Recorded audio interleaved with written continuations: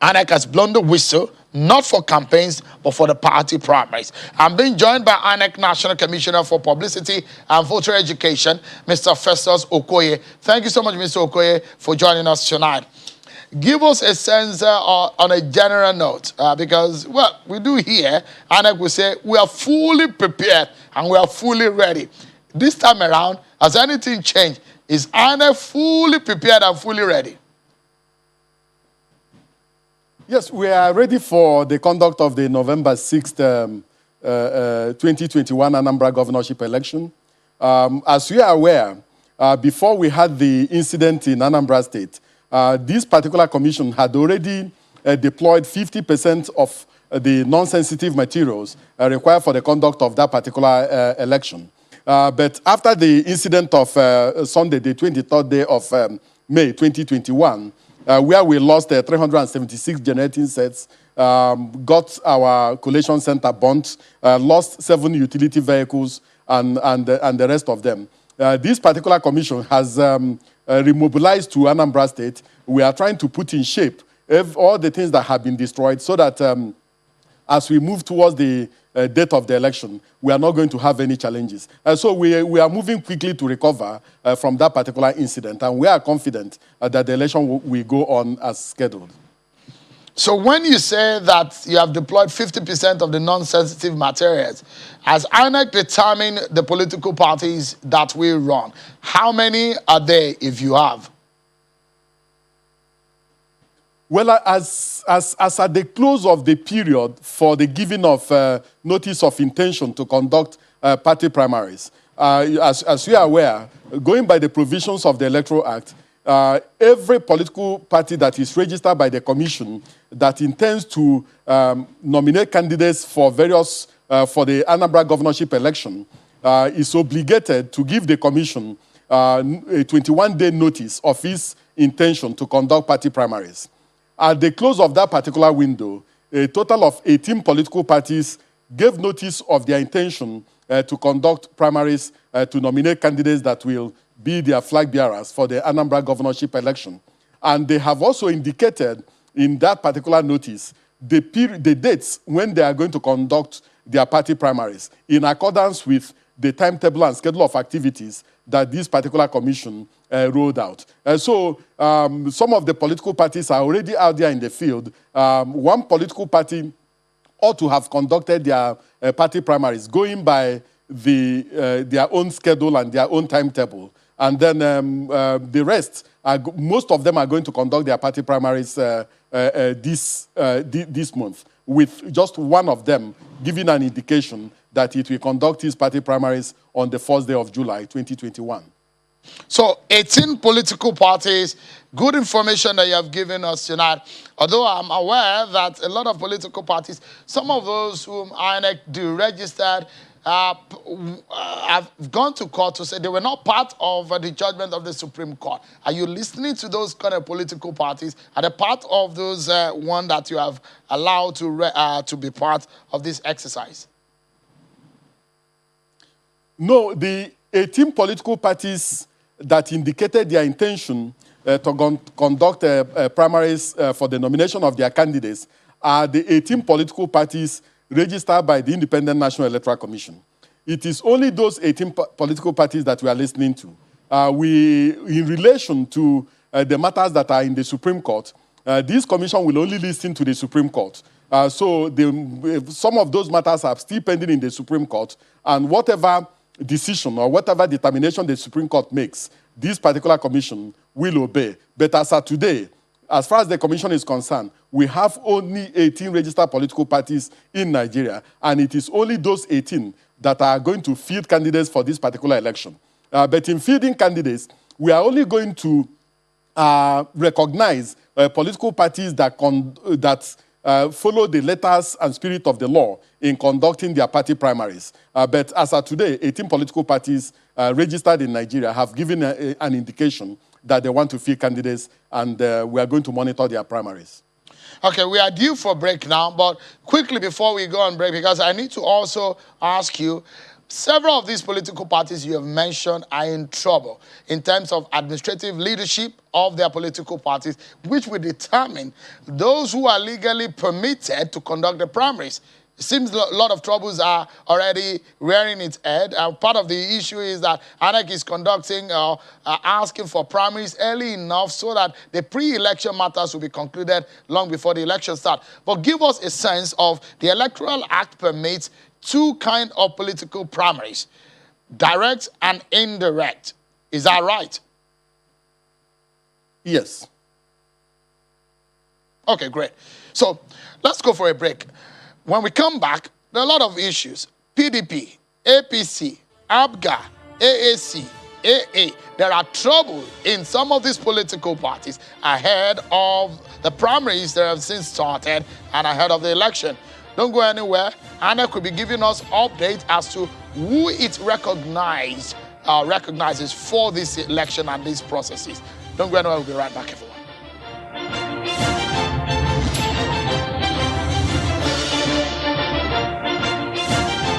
Thank you so much, everyone, for staying with us right here on Politics Studio and Channels Television. Our attention is on Anambra State, where election has been scheduled to hold on the 6th of November 2021, and the primaries have since begun since the 10th of June, and it will end on the 1st of July. So that's the timetable for you there.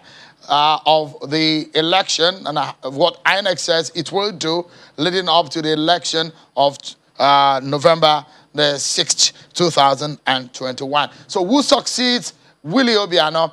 That's our attention tonight. The man who is spending the last few months of his second term in office. So 18 political parties from what INEC has showed us tonight will be in that race. But who will be the man that will emerge victorious? The parties, some of them have not decided yet who becomes their flag bearer. Mr. Festus Okoye is the INEC National Commissioner in charge of voter education and publicity. He's in our Abuja studio talking to us tonight. Thank you so much, Mr. Okoye. Let's get a few issues clear. Give us a sense of, you've told us that the mode of primaries remain direct and indirect because we're already hearing, I asked that question for the understanding of some political parties who perhaps are trying to do outside of these two because it's a provision of the Electoral Act. So you cannot do a primaries outside of those two provisions. But give us a sense of what INEC will be doing and what we need to expect. Anything different? For example, are we still going to have an electronic transmission of results the way we saw in past elections? Well, in relation to the issue of party primaries, out of the 18 political parties that indicated their intention to conduct party primaries, 17 of them indicated their intention to conduct indirect primaries, while one political party told the commission that it will conduct direct primaries. Now, for political parties that are going to conduct indirect primaries, this commission has also written to all the political parties on the need for them to comply strictly with the provisions of the Constitution and also with the provisions of the Electoral Act in relation to the conduct of their party primaries. In other words, they must set out very, very clearly the method of electing their delegates who are going to be the major determinants of who gets elected. Secondly, we have also made it very clear to them that the list of the delegates that are going to vote at the party primaries must be ready, and the commission must see that particular list at least 7 days to the conduct of the party primaries. The political parties are already aware of this particular provision. We have also made it very clear that only political parties that conduct primaries will be given the access code to submit the list and personal particulars of the candidates the political parties want to nominate. So if you have given us an indication that you are going to conduct party primaries and you end up not conducting party primaries, the implication is that you are not going to be given any access code in relation to the uploading of the list and personal particulars of your candidates.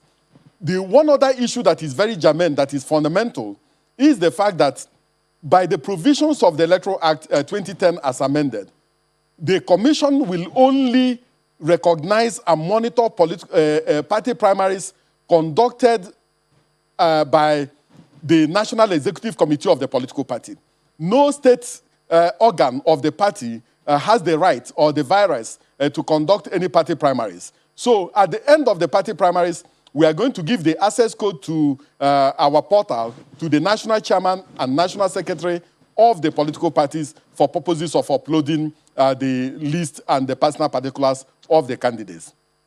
Now, in relation to the second leg of your question, this commission has made it very clear that we will continue to deepen the use of technology in the electoral process. And that is why political parties now file the list and the personal particulars of their nominated candidates electronically.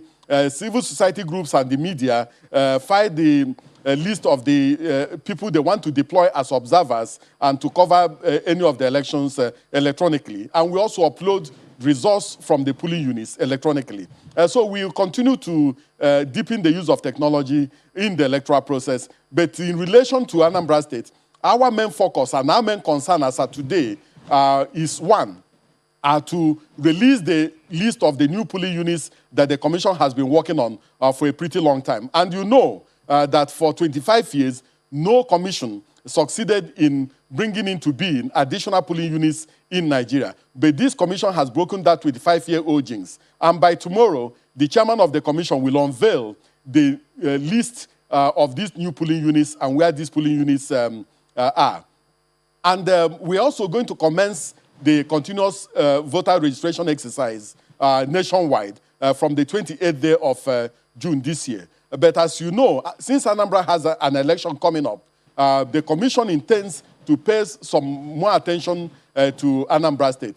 But we are going to pay that attention after discussing with the critical stakeholders relating to the security situation in some states of the Federation. So we are mapping out an elaborate program of technological development in relation to our electoral process. We want to comply with both regional and international standards in election management and election organization. It's good that you're giving this information into some of the things that you are introducing ahead of this election. But quickly, let me get your view. Since you're a lawyer, you probably will be able to answer this question appropriately. Has INEC been able to back the new creation of polling unit by law, since you are experimenting with it in Anambra? No, both the Constitution and the Electoral Act 2010 as amended gives the Independent National Electoral Commission the exclusive right, the exclusive power to create new polling units and allot voters to them. So the power is already given. What we did in terms of the consultations we did was that we wanted to carry all the major stakeholders along. We wanted to be open, we wanted to be transparent, we wanted to be consultative, and we also wanted to be very, very inclusive. And that was why we consulted and consulted widely. This was to obviate some of the challenges previous commissions had in terms of public perception relating to what we intend to do and what we were doing.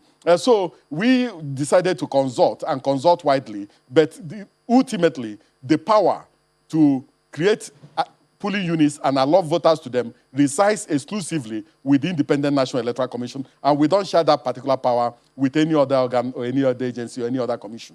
Totally agreed that you are empowered by law to do that.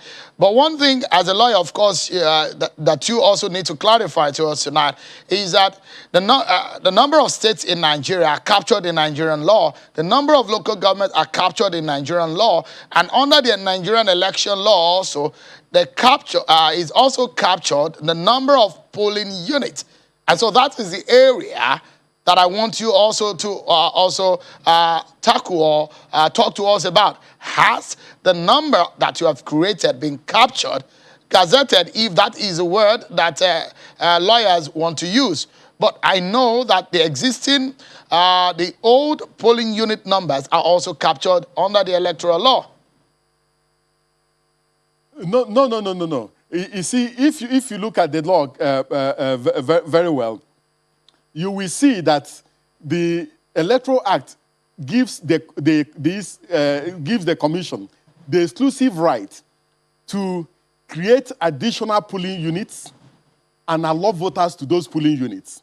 In fact, previously, there was a time in this particular country where electoral officers, the equivalent of electoral officers, were the ones creating polling units. You don't need to refer it to anybody.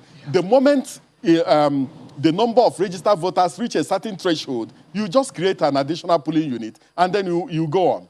But as you know, we created baby polling units, it didn't solve our problem. We created voting points and voting point settlements, it didn't solve the problem. So this commission decided to create these new polling units, and then not only converting the voting points and voting point settlements into full-fledged polling units, we also decided to remove some of them and take them to either unserved or underserved areas. So that's exactly what we have. All right. What we have done. Okay. So this commission, yeah. So on a final note, this is very critical also. I know some political parties now have national crises. And for example, the AA, there seems to be some issues with our political party Action Alliance. Can you confirm to us who is the national chairman of the party as recognized by INEC? Similar thing with APGA right now. There seems to be some issues with the leadership of the party. Who does INEC recognize as APGA national chairman? Same with AA. If you can quickly answer those questions. Well, you know that before a political party is registered in Nigeria, that particular political party has to submit to the commission their constitution and their rules and their regulations. And if at any time there's an amendment to their constitution, that particular amendment must be filed with the commission. Now, any political party that wants to organize a congress, a convention for the purposes of either electing party executives or electing candidates to run for various political offices gives the commission notice, and the commission goes to monitor it. So what we have in the commission as of today are the list and particulars of the members of the National Executive Committee of the various political parties as monitored by the commission. So in relation to who is, whether any political party has challenge or not, I don't have an indication relating to that because I don't... all right. I'm not even aware that any political party has challenge. We are the gatekeepers that we know. We have access to some of this information. We know what is happening on the field. We know that they have crisis. We're out of time. But we know that the national body of the party is the one that is guaranteed or that is allowed by law to submit names of candidates that are the ones that can conduct primaries. So it's also very important to know which of these factions you recognize. It will be good if INEC can clarify that. But we're out of time. If you can give us a 10 seconds final word on that. Well, at a subsequent program, if you invite me, I'll be in a position to clarify that.